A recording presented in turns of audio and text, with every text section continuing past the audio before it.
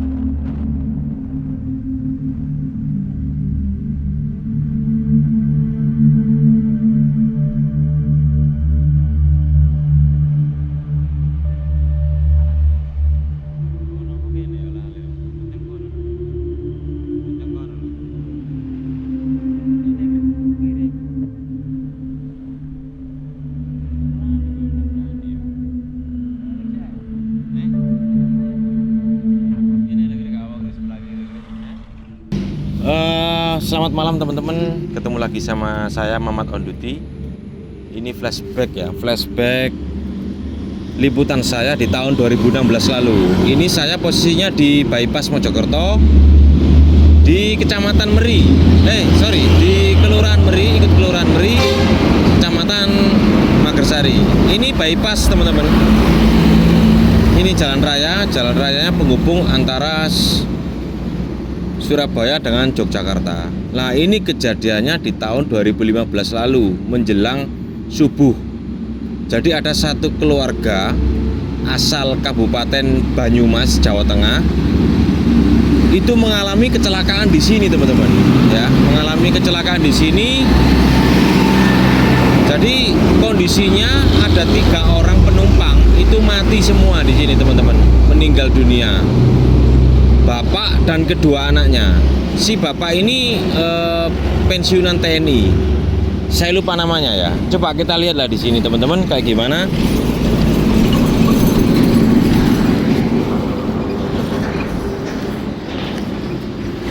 Sini aja cukup. Jadi dulu teman-teman ya, dulu itu penerangan jalan itu nggak seterang ini. Ya meskipun kalau di kamera ini agak gelap, tapi menurut saya kalau di sini cukup terang lah ya.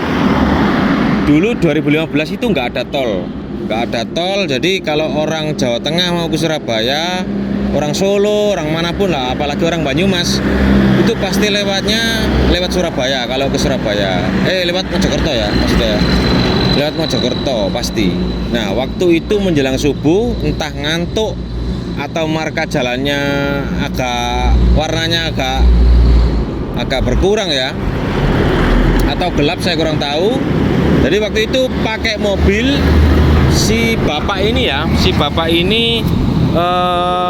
atas namanya ini teman-teman, atas namanya sebentar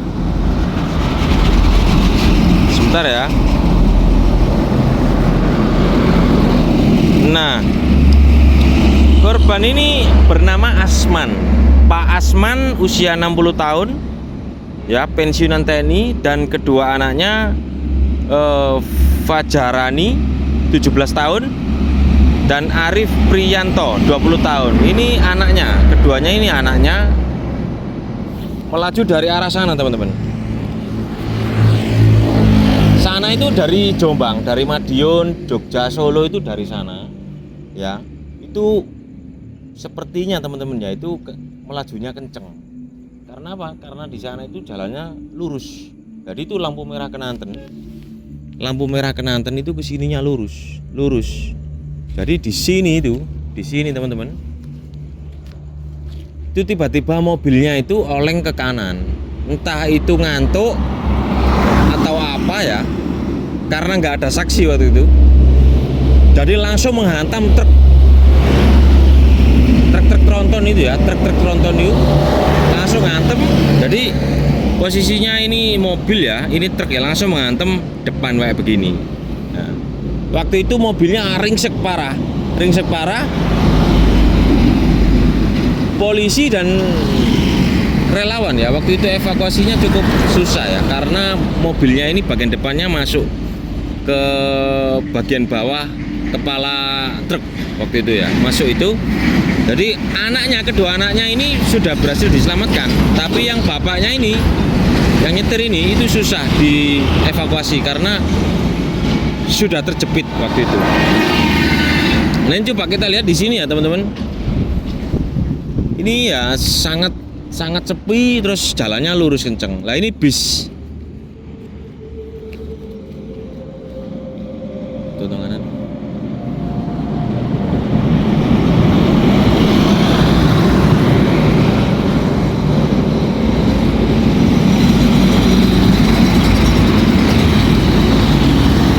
Coba kata barusan kita lihat teman-teman, lah ini kayak begini nih.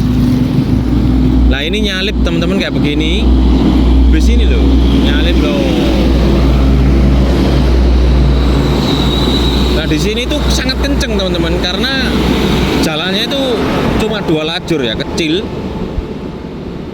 sangat padat ya, bukan sangat padat, sangat kenceng, rame. Jadi dulu kalau nggak ada tol itu 24 jam jalan ini rame.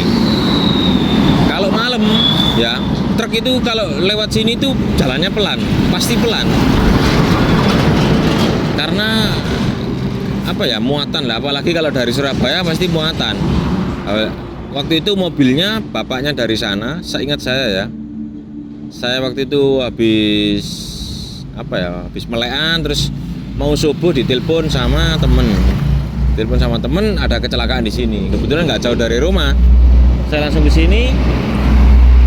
Korbannya masih di sini semua teman-teman. Nah waktu itu langsung dibawa ke rumah sakit. Sopir truknya ngomong kalau sopir truknya itu namanya Jito ya, namanya Jito Harsono, warga, saya lupa catatannya, nggak ada di sini, lupa warga mana. Jadi sopir truknya bilang itu kendaraannya si korban ini itu tiba-tiba oleng ke kanan, jadi langsung dihantam karena berdekatan, truknya nggak mampu menghindari, jadi langsung tabrakan kayak begini. Ya tempatnya ya di sini ini teman-teman, tempatnya. Saya titiknya juga lupa karena 2015. Jalan kaki sana teman-teman.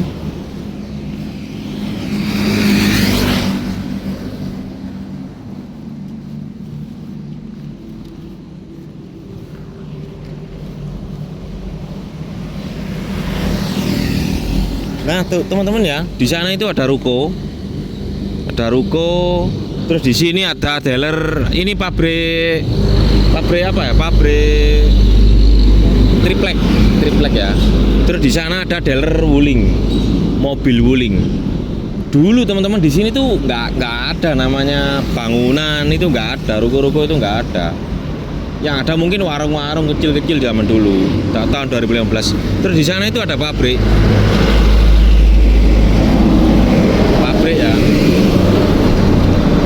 Nah, cukup sepi kalau dulu. Maksudnya suasananya sepi, tapi jalanan nggak lengang amat.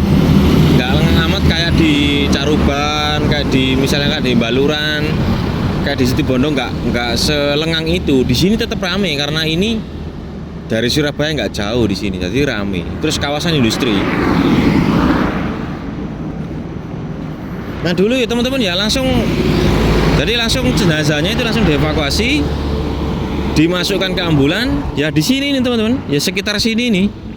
Jadi langsung dibawa oleh teman-teman relawan dan juga dibantu masyarakat. Ada polisi juga di sini yang pasti. Langsung dibawa ke rumah sakit umum Kota Mojokerto. Waktu itu kalau nggak salah rumah sakitnya masih rumah sakit lama ya, rumah sakit lama Kota Mojokerto. Seingat saya. Nah, ini persimpangan di sini teman-teman ya. Kalau teman-teman dari Madiun, kalau dari Madiun menuju Surabaya atau sebaliknya ya, dari Jawa Tengah maupun mana, kalau lewat Mojokerto, sepanjang jalan bypass Mojokerto ini teman-teman harus waspada karena gelap kondisinya. Terus banyak tikungannya, trek lurusnya juga cukup kenceng. Jadi sangat bahaya teman-teman. Jadi sangat bahaya. Terus banyak persimpangan, kadang ada warga yang nyebrang kayak begitu. Kondisi jalannya juga nggak terlalu terang, kelihatan tapi nggak terlalu terang. Kalau ngantuk pasti langsung nabrak teman-teman di sini. Ini jalur menurut saya teman-teman ya, kalau jalur di bypass ini sepanjang Kenanten sampai Mertek Es Tebu itu ya, itu jalurnya black spot, jalur tengkorak teman-teman. Kecil, kalau malam bus sangat kenceng, kendaraan pribadi kenceng. Meskipun markanya sudah marka lurus, tapi kadang-kadang banyak yang melanggar aturan. Loh, coba kita lihat truk ini ya, ini nggak kenceng.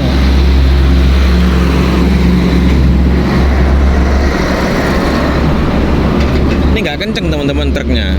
Ya pelan kayak gini. Cuma berhubung ya waktu itu diantem sama truknya korban, sama mobilnya korban, jadi ya langsung tewas ya, korbannya langsung meninggal di tempat. Jadi ya begitu ada orang yang mau nyebrang kayak begitu. Nah, terus truk kayak begitu.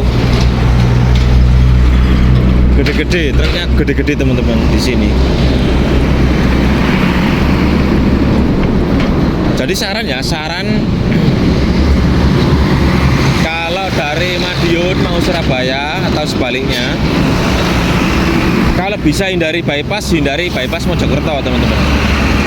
Mending masuk kota Mojokerto ya. Selain premanisme juga bisa dihindari, kejahatan bisa dihindari, yang mending lewat kota. Kalau lewat sini ya itu tadi resikonya, jalan sepi, gelap, resiko kecelakaan dan sebagainya, ngantuk. Mending lewat kota, banyak tempat istirahat, nongkrong banyak di sana.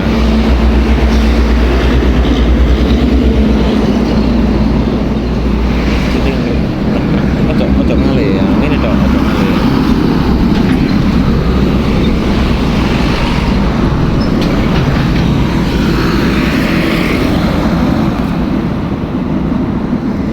Oh teman-teman, gede-gede truknya, ini bus Eka loh. Markanya ini loh, ngeblong kanan kayak begitu. Itu kalau papasan dengan mobil di depan ini, ya mobilnya yang ngalah, bukan busnya gitu. Jadi memang kayaknya sekedar saran ya untuk polisi ya, kalau malam itu ya patroli kayak begitu ya, atau blue light lah, nyalain lampu biru itu. Karena ya mohon maaf, kalau bus malam itu banyak ngawurnya, seperti itu pendapat saya. Kalau Anda sering naik bus malam, ya pasti ngeblong kanan, ngeblong kiri itu pasti. Padahal markanya marka lurus teman-teman. Jadi sampai sana kayak begini ya, ya itu. Kalau ini mau bis pariwisata lah ya, bukan bis umum. Jadi ya, kalau kalau bis umum pasti ngeblong teman-teman. Oke, sekian dari saya teman-teman ya, sekedar kisah. Jadi untuk keluarga almarhum yang ditinggalkan ya semoga diberikan kesabaran, terus berdoa untuk yang meninggal seperti itu. Saya itu masih ingat betul karena kondisi mayatnya itu sudah parah teman-teman, sudah meninggal dunia. Jadi waktu itu saya ngambil gambar itu ya nggak sesadis-sadis amat karena nggak boleh untuk tayangan sadis itu nggak boleh. Jadi waktu itu ya evakuasi langsung dibawa ke rumah sakit, sopir truknya diperiksa, kendaraannya diamankan di Polres Mojokerto Kota waktu itu. Saran dari saya kalau memang capek ya istirahat, kalau memang capek atau diganti sama temannya yang bisa nyetir ya nggak apa-apa, punya SIM. Nah itu. Oke teman-teman, jangan lupa subscribe. Cerita-cerita menarik saya akan saya buatkan lagi tentang liputan saya yang tentang kecelakaan dan tempat-tempat lain di Mojokerto dan sekitarnya. Ciao.